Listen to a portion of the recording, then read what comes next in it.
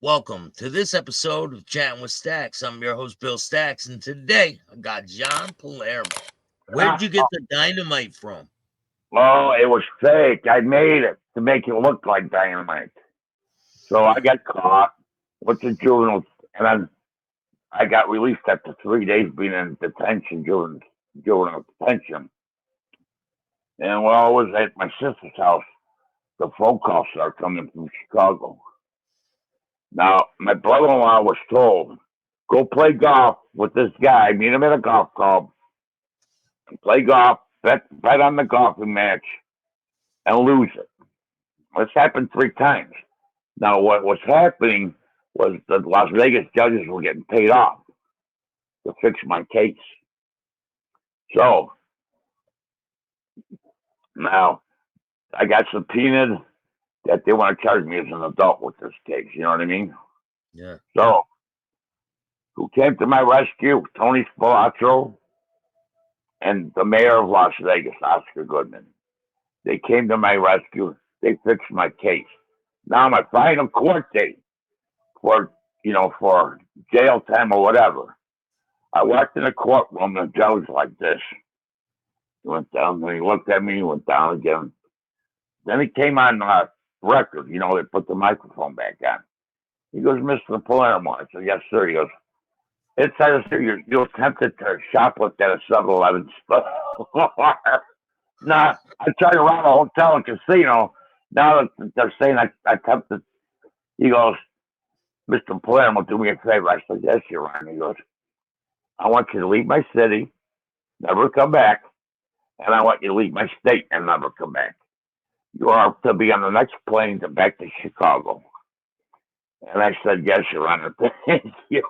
But you knew there was hell to pay once you got home to your stepfather, right? No, no, no, no, no. This is different. Tony Spilotro made a phone call to Chicago, and he told my stepfather to take this kid home because I had to sit down with Tony Spilotro after this happened. I thanked him for helping me and all that, and it was kind of dicey. So after the picture was Michael Spilotro. He goes, if you don't want Johnny to come back here, he goes, I'll take him in. Oh, my father had nothing to do with that. He knew that I was a gangster at 17. That would just put, you know what I mean? Yeah. That would just put me in the mafia automatically. He didn't want that. So he sent me back. We got started getting along again, It was just kind of like things heal. We grew out of it. We, shook hands. We kissed each other. We got out of the situation. This took time. So your stepfather owned an abortion clinic, didn't he? And a carpet warehouse. That's why I seen the action. When I first was younger, at the carpet warehouse. This was beautiful. I knew, see, at a young age, I knew how to react and how to, you know what I mean? I knew the mafia and I knew how to react to all the situations. You could tell me one command, I know how to react at a young age. You give me a body gesture, I know how to react. You know what I mean? Yeah. I mean, I was that tuned into the mafia life, at a young age. So this guy comes in the carpet store and he goes to my stepfather. He goes, yeah, I got a truckload of kerosene. The kerosene carpet was the top of the line carpet back then. Now, I knew what was going down. My stepfather goes, listen, I'm too busy. I can't unload your truck. He says, but here's 20. Why don't you uncouple your back of your truck and go get a sandwich? I mean, the guy he uncoupled his trailer. He gave the guy 20. This is beautiful. He left the trailer back. He pulled up to go get a sandwich. And 2 minutes later, another truck pulls in, takes the trailer, and pulls off with it. He pulled a hijacking. I couldn't believe it. I mean, Hollywood couldn't script this. Hitting Bagger Stacks. It was I couldn't believe it. Now when you were down there and you were talking with Tony Spilotro and all that, did it seem like he wanted to be the boss himself? Well, through the years, I know what the Splotches were up to. Through the years, we hear Michael screaming, and in front of me, he would say, "Oh, the leadership in the mafia." I mean, not the, he wouldn't say the mafia. He goes, "The leadership in Chicago are getting aging. They're never in town."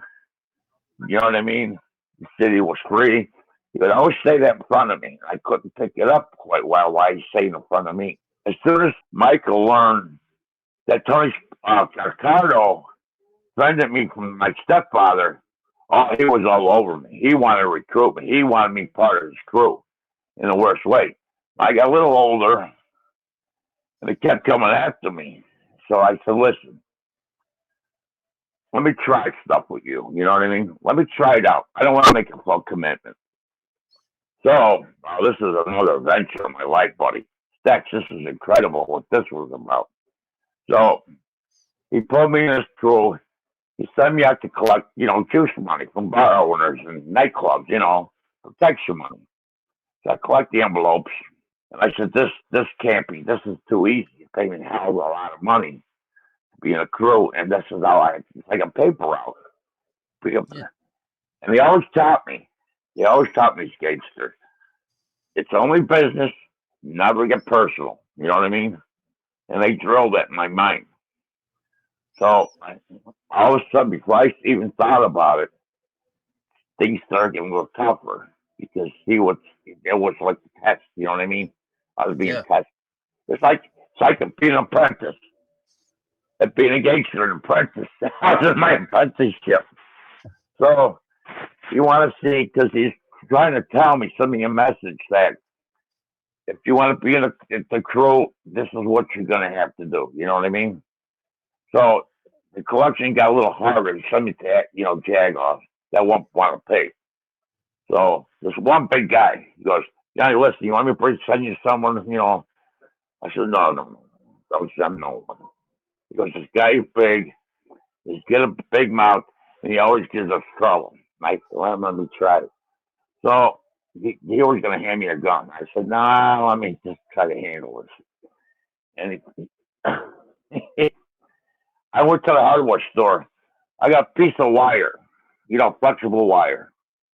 So my thinking is, if I have to jump on that guy's back and choke him out with the wire, you know what I mean? So, I'm a kid. Come on, I don't know, that kind of stuff. So I got my wire, walked to the guy's place, big guy, huge guy. He goes, he started the mouth. He goes, man, you gangsters are getting young. He started giving me a little bullshit. So it was a bar. I went in this bar. I went in the back to check if anybody was in the bathroom. I checked in the ladies' room. I checked all around. I was the only two. So I come back out of the bathroom and all that. His back was turned towards me. I jumped on his back. I took, I took my wire and put it on his neck and started choking him. And he's Yeah. right back. He's trying to hit me off his back, So what happens? He started going forward. Now I looked at what was he going after. He had going after a gun. He had a gun back there. I said, "Oh, Yeah. I'm gonna get shot." So what I did is I regrouped the wire. The wire I was trying to choke him out with.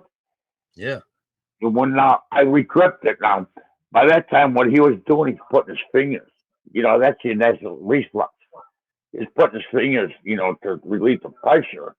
Yeah. So I went back with the wire with the fingers in there. Now, if you feel the fingers, you got to bone so far. So what's happening? My weapon, the wire was fraying. You know what I mean? I was losing grip. So we gripped it. I started doing one of these with the wire in the back of his head. Like you twist the thing on the bread, Yeah. and the fingertips, it started coming off. It started because you feel there's no bone up there. So a couple of them popped off. I cut a couple of them off. His neck's started bleeding. The wire was fraying. So finally, the big guy goes down. And I called Michael. I called the boss. I said, listen, something happened. It's not good. I thought I killed the guy. So sent a couple guys over. I couldn't move. I don't know what to do with this body. Yeah. So, So Michael sends a few guys to the bar. And when these guys went to the bar, they kicked the guy, spit on this fat fuck. We don't want to wait here, this guy. So the one guy was making a phone call. He said, "What are you calling?" He says, "Listen, I own a piece of a funeral home. We're going to send this guy to Auschwitz." So he called me. He said, "We're going to incinerate him. We're going to put him in a cooker, the crematorium, and get rid of him." So we're talking, and all of a sudden I hear a moan. I only choked the guy out. He started moaning. The guy before that happened, he goes, "Clean up your mess. There's a little fingertips around the floor." So I took the fingertip. I go, "Where am I going to put this?" So his mouth was open. I put his fingertips in his mouth and I kicked his jaw. So he started moaning. He said, "Let's just get the hell out of here." We didn't call an ambulance for the guy. He was alive, you know. Things got a little more serious, and Michael goes, "Listen, we got a guy. He's not cooperating. Take care of this guy and tell him he's got to pay up because he ain't paying up." That's how it was. It was brutal. So my guy like watching softball, 12-inch, men's softball, and at Yeah. night there's not too many people, sparse crowd. So I dressed like I was, kind of a uniform. I had a baseball bat and a mitt with me, to make it look good. So I followed the guy for a while. Now the guy made a mistake, and it was cost him.